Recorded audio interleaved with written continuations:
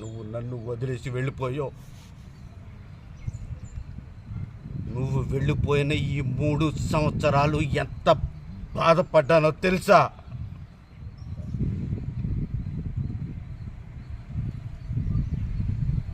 నువ్వు లేని ఈ బాధ ఎవరికి చెప్పుకోలేక పిచ్చోళ్ళ ఎదురు చూశాను.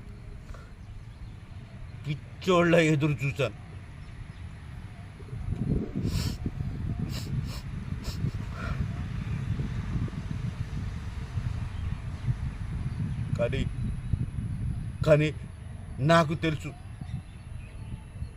ఏ రోజైనా నువ్వు నా కోసం వస్తావని.